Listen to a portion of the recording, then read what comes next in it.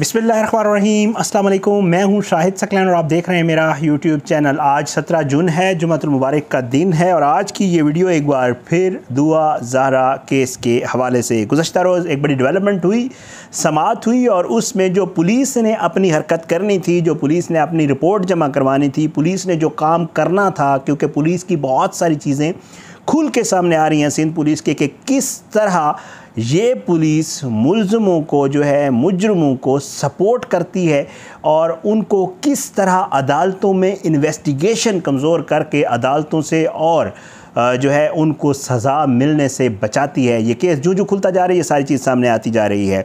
गुज़श्ता रोज़ police ने जो है वो चालान पेश किया और चालान में कहा कि जिसको सी क्लास कर दिया जाए, मुल्ज़मान को छोड़ दिया जाए। ये सारा मामला जो है पुलिस कल ख़त्म कर चुकी थी अपनी तरफ से, लेकिन ये मामला कल ख़त्म नहीं हुआ। आज की ये जो वीडियो है, कल जो कुछ अदालत में हैरान कुन पेशरफ्त हुई उसके हवाले से, और ये मामला अभी शुरू हुआ है। कैसे शुरू हुआ है? दुआ ज़हरा जो है वो कराची, उसे जाना पड़ेगा, ज़हीर को कराची जाना पड़ेगा। क्यों जाना पड़ेगा, कैसे जाना पड़ेगा? और जो है ये जो खुशी थी, कल आपने देखा होगा बहुत खुश हुए ज़हीर के जो चाहने वाले हैं, जो ज़हीर को प्रमोट करने वाले हैं। इस जो उसने फेल किया है उसको बढ़ा चढ़ा कर और उसको हीरो के तौर पे पेश करने वाले जो लोग हैं, कल बड़े खुश थे कि जी हमारी जीत हुई, हम तो पहले दिन से बता रहे थे यही होगा और ये हो गया और वो हो गया है। लेकिन मामला इतना सादा नहीं है और ये मामलात इतने आसानी से ख़त्म नहीं होते। ये कल सिर्फ पुलिस ने अभी अपनी रिपोर्ट पेश की है, क्योंकि जो कोर्ट रिपोर्टिंग है उसका पता नहीं है। इस वजह से लोग ये समझ रहे थे कि शायद कल ये मामला ख़त्म हो गया है, लेकिन आज मैं आपको सारी तफसीलात बताऊंगा कि कल कोर्ट में हुआ क्या है, जज साहब ने क्या कहा है और ये मामला आगे की तरफ कैसे जा रहा है, और आने वाले दिनों में मज़ीद जो है वो चीज़ें जो खुल के सामने आने वाली हैं उनके हवाले से आज की इस वीडियो में सारी चीज़ें आपके सामने रखूँगा। कल जो है समाअत हुई और पुलिस ने चालान जमा करवा दिया, पुलिस ने अपना काम कर दिया। पुलिस के जो हैरान कुन इंकशाफात हैं उनमें से एक चीज़ मैं सिर्फ आपको बता दूं कि पुलिस, मैं तो वैसे तो कोशिश होती है कि हर वीडियो में पुलिस का जो कारनामे हैं वो आपके सामने रख सकूं, लेकिन एक और कारनामा आज आपके सामने रख देता हूं। वो कारनामा ये है कि हैरान कुन तौर पर वो लोग जो भर्ती के लिए ले जाए गए थे, जो ज़हीर के रिश्तेदार भाई इधर उधर कर करा के जो है उनको ले जाया गया, उन लोगों को जो है जब पेश किया गया तो वहाँ पर ना सिर्फ अदालत के जज हैरान हुए, बल्कि जो वहाँ पर कोर्ट रिपोर्टर थे वो भी हैरान हुए कि इन लोगों को तो पकड़ के लाने का कोई फ़ायदा ही नहीं था, क्योंकि पुलिस ने कोई इन्वेस्टिगेशन नहीं की है इस केस की। अगली वीडियो में मैं आपको बताऊँगा पुलिस ने किया क्या है। अच्छा जी, इसमें हुआ ये कि जी जो एक बूढ़ी औरत थी जिसकी उम्र 80 साल थी, उसका एक वकील था, उसके वकील ने इस्तदा की थी और उसके एक वकील के एक मुल्ज़िम के हवाले से बात की करने पर जज साहब ने सबको छोड़ दिया। जज साहब ने कहा जी तुझे सारे जाओ, इनकी ज़रूरत ही नहीं है। बहरहाल जी पुलिस की ये जो मामला था इसका और जो चालान पुलिस ने पेश कर दिया, पुलिस ने अपनी तरफ से मुल्ज़मान को इस केस से बाहर निकाल दिया, लेकिन मुल्ज़मान बाहर नहीं निकले क्योंकि मामला है ट्रायल कोर्ट में। ट्रायल कोर्ट में केस अभी ख़त्म नहीं हुआ। गुज़श्ता रोज़ मुझे बताया गया कि जो जज साहब हैं वो जब आए तो उन्होंने जो है बाकायदा तौर पे पूछा कि जी ये है, इनका नाम है आफ्ताब अहमद बोगियो, ये आए और इन्होंने जो है बाकायदा तौर पे जब समाअत शुरू हुई तो इन्होंने पूछा कि जी इस केस में जो गिरफ़्तार मुल्ज़मान थे वो कहाँ हैं? तो उन्हें बताया गया कि उन मुल्ज़मान को तो दूसरे जज साहब ने रिहा कर दिया और वो तो लाहौर चले गए। तो उन्होंने कहा जी उन्होंने कैसे रिहा किया? तो उन्होंने कहा कि जी हाई कोर्ट का फ़ैसला है और हाई कोर्ट के फ़ैसले की रोशनी में उनको किया गया। तो उन्होंने कहा कि वो फ़ैसला पेश किया जाए। तो फ़ैसला जब उनके सामने पेश किया गया, उन्होंने फ़ैसले को बाकायदा देखा, देख के मुस्कराए और एक साइड पर रख दिया। उनको ये समझ आ गई कि पुलिस ने इस मामले के हवाले से इस मामले के हवाले से कितनी बड़ी जो है काम किया है। बहरहाल पुलिस ने जो रिपोर्ट पेश की उसको भी रख के जज साहब ने कहा कि जो आने वाली समाअत है यानी कि 20 जून सोमवार वाले दिन, जज साहब उसके ऊपर जो है वो चालान, मैं आपको ये ख़बर दे दूं कि चालान जो पुलिस ने पेश किया था वो जज साहब ने मंजूर नहीं किया अभी तक। अगर चालान मंजूर नहीं हुआ तो जो पुलिस ने रिपोर्ट पेश की है वो अभी तक मंजूर नहीं हुई है।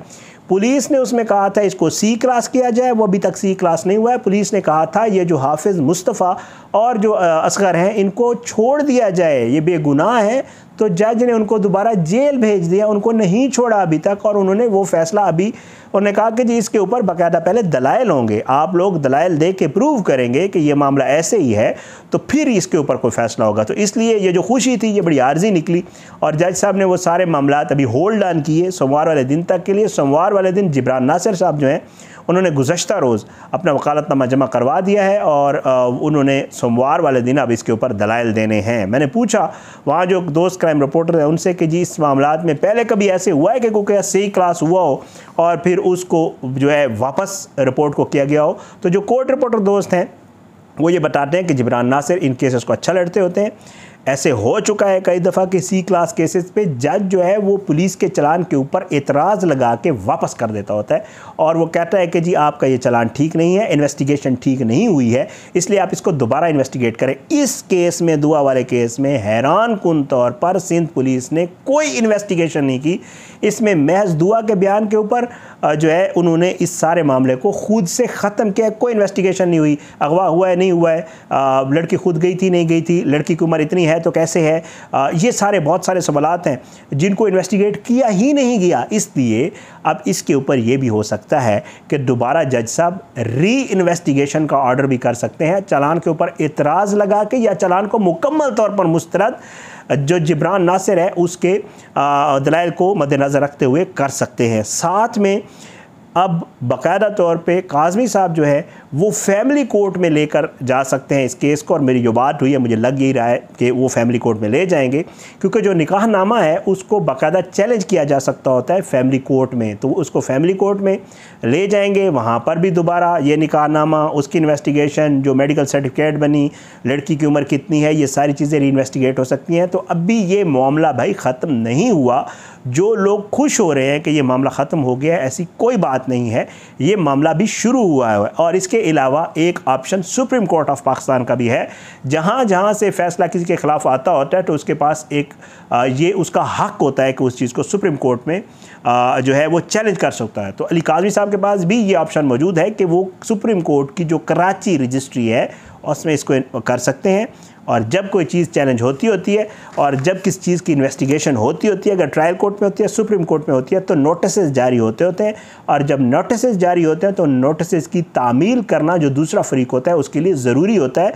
और उसको खुद ये कोर्ट कह सकता है कि जी आप खुद आएँ और पेश हों, तो उस सूरत में ज़हीर और दुआ को कराची जाना पड़ेगा। तो इस वजह से ये सारी चीज़ें जो है हुई कल अदालत में भी। और अदालत में इस चीज़ को जो है ये कहा गया कि आखिर इन मुल्ज़मान को किस वजह से, तो अभी तक जो पुलिस ने ड्रामा किया था, जो ड्रामा मैं इसलिए कह रहा हूँ कि ज़ाहिर बात है पुलिस ने जो इन्वेस्टिगेशन नहीं की है, सिंध पुलिस ने बिल्कुल नहीं की है। इन्वेस्टिगेशन होती है, मैं हवाला देता होता हूँ बहुत सारे केसेस का, इस हवाले को गलत मत समझा करें। वो एक दो लोग कह रहे थे कि जी आप नूर मुकद्दम और उन केसेस से मिला रहे हैं, सिर्फ मैं रेफरेंस के तौर पर यूज़ करता हूँ कि पुलिस, एक केस हुआ था इस्लामाबाद में, मैंने उसको कवर था, उस्मान मिर्ज़ा वाला केस, जिसमें एक लड़की और लड़के को बरहना करके उनकी वीडियोस बनाई गई थी। उसमें हुआ क्या था, उसमें जो लड़की और लड़का थे वो मुनहरिफ हो गए, वो पीछे हट गए और उन्होंने कहा कि जी ये तो हमारे मुल्ज़मान ही नहीं है, ठीक है। और उसमें स्टेट मुद्दई बन गई।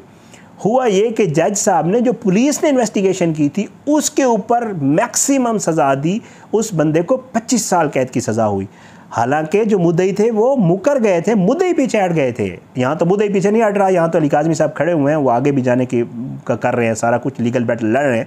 उसमें मुद्दई हट गए थे, अदालत ने फिर भी फैसला दे दिया। हैरान कुन तौर पर इस केस में दुआ वाले में कोई इन्वेस्टिगेशन नहीं हुई, कुछ भी नहीं हुआ भाई, पुलिस ने कुछ भी नहीं किया। पुलिस सिर्फ अपनी जान छुड़ाने के लिए। और एक चीज़ और, शैला रज़ा का मैंने इंटरव्यू किया था, मुझे जो पता चला है वो ये है कि इस मामले में सिर्फ़ और सिर्फ शैला रज़ा इनके साथ खड़ी हुई है। बेबसी, मजबूरी, कुछ कर नहीं सकती थी, लेकिन उसने जिस हद तक किया है। कोई सिंध हुकूमत इनके साथ खड़ी नहीं हुई, कोई सिंध पुलिस खड़ी नहीं हुई। पुलिस ने ड्रामा किया है, पुलिस ने महज उनका जो एक आईजी हटाया था हाई कोर्ट ने, उसको लेकर कर जो है वो उसका बदला लिया है, उसका गुबार निकाला है अली काज़मी साहब से। और उन्होंने जो पुलिस ने रिपोर्ट पेश की है वो एक तरफ़ा है, विदाउट इन्वेस्टिगेशन है, और उसके ऊपर अभी बहुत कुछ होना बाकी है। बहरहाल ये सारी सूरत हाल थी। ट्रायल कोर्ट में जो है अब ये मामला चलेगा, मज़ीद इसके ऊपर इन्वेस्टिगेशन हो भी सकती है। 20 जून को बहुत कुछ हो सकता है और आने वाले जो दिन है वो बहुत ज़्यादा अहमियत के हामिल हैं इस केस के हवाले से। तो बहरहाल ये कोई इतना आसान काम नहीं है कि अगर कोई सोचे कि जी दुआ ज़हरा को अलविदा कह दिया गया है सिंध की तरफ से, वो कभी सिंध नहीं जाएगी, ऐसा कुछ भी नहीं है। आने वाले दिनों में इंशाअल्लाह आपको मुझे बहुत सारी चीज़ें पता हैं, कल भी कुछ होने वाला है और आने वाले दिनों में भी कुछ होने वाला है, लेकिन क्योंकि मुझे कहा गया कि आप इसको भी रिवील नहीं करिएगा तो मैं रिवील नहीं कर रहा हूँ। इंशाअल्लाह कल आपको को जो वीडियो बताऊँगा तो उसमें बताऊँगा, क्योंकि हो चुका होगा कि ये हुआ है, तो कल इसके वाले से मैं बात कर रहा था।